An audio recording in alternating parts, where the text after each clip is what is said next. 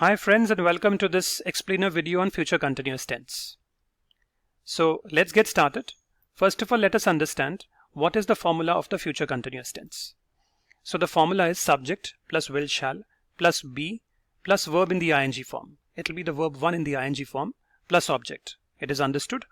Now I am not going to repeat where to use will and shall because I have already put a video, I think in day 3 or day 4. You can have a look at that video.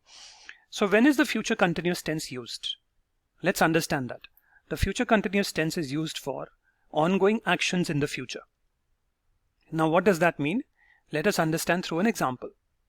At 11 a.m. tomorrow, I will be driving to Mahabaleshwar. Now let us understand this through a timeline.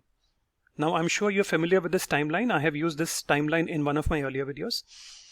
This is the past, this is the future, and this is the present moment.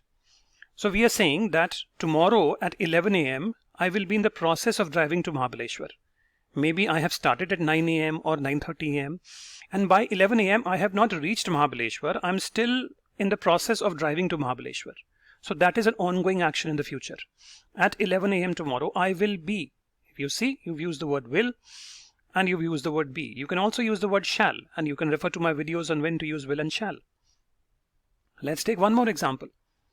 I will be working on the project at 6 p.m. tomorrow.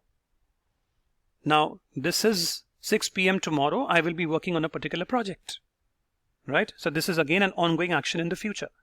So I hope it is clear when to use the future continuous. You can now move on to the exercises. Thank you.